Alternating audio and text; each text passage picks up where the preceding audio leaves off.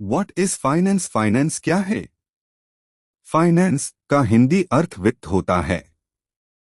इसका सीधा संबंध धन, मुद्रा के प्रबंधन, धन जुटाने और निवेश करने से है।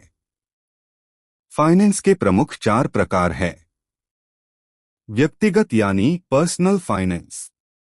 इसमें कोई व्यक्ति अपनी व्यक्तिगत इनकम, बचत और इन्वेस्टमेंट जैसे इंश्योरेंस, लोन, टैक्स प्लानिंग कैसे करते हैं, यह शामिल होता है।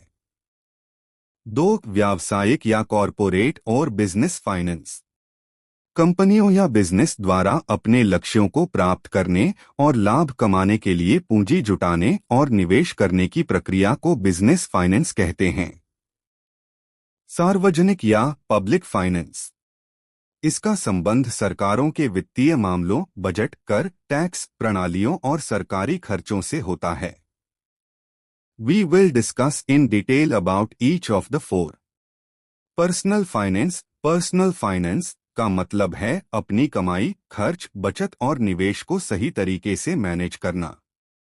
इसका लक्ष्य आपके भविष्य को आर्थिक रूप से सुरक्षित बनाना और आपको फाइनेंशियल फ्रीडम करना है। पर्सनल फाइनेंस के 4 मुख्य स्तंभ यानी पिलर्स है। 1. बजटिंग, इनकम और खर्च का हिसाब। अपनी कमाई का सही इस्तेमाल करने के लिए एक प्लान बनाना। उदाहरण 50-30-20 का नियम। 50% एक्सपेंसेस जरूरतों पे खर्च करना, जैसे घर का किराया, बच्चों की स्कूल फीस, राशन, बिजली का बिल इत्यादि। 30% अपने शौक पे खर्च करना, जैसे बाहर खाना, मूवी देखना, छुट्टियां मनाना इत्यादि। 20% बचत, रिटायरमेंट और भविष्य के लिए निवेश। 2. सेविंग, बचत, भविष्य की अनहोनी के लिए बचाना। इमरजेंसी फंड, अपने 6 महीने के खर्चे के बराबर पैसे हमेशा बैंक या लिक्विड फंड में जोड़कर रखें। उदाहरण, अगर आपके महीने का खर्च 30,000 रुपये है तो आपका इमरजेंसी फंड कम से कम 1,80,000 रुपये का होना चाहिए ताकि नौकरी जाने या मेडिकल इमरजेंसी के समय काम आए। 3. इन्वेस्टमेंट, पैसे से पैसा कमाना। महंगाई यानी इन्फ्लेशन को हराने के लिए पैसों को सही जगह लगाना। उदाहरण के लिए आप अपनी बचत के पैसे म्यूचुअल फंड में सिस्टमैटिक इन्वेस्टमेंट प्लान के जरिए लगा सकते हैं ताकि लंबी अवधि में कंपाउंडिंग का फायदा मिले और अच्छा फंड तैयार हो सके।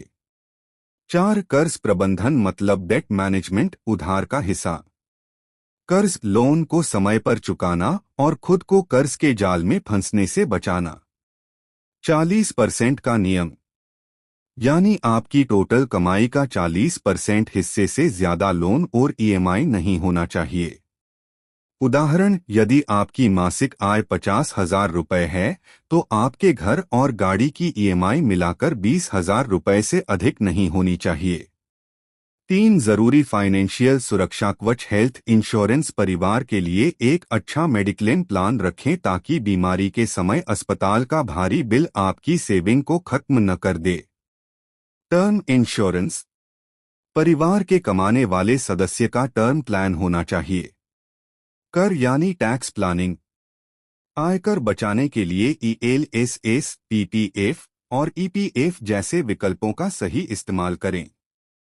सुनहरा नियम, गोल्डन रूल, पहले खुद को पे करें, यानी महीने की शुरुआत में ही अपनी सैलरी में से कुछ हिस्सा बचत के लिए निकाल लें और बचे हुए पैसे से पूरे महीने का खर्च चलाएं।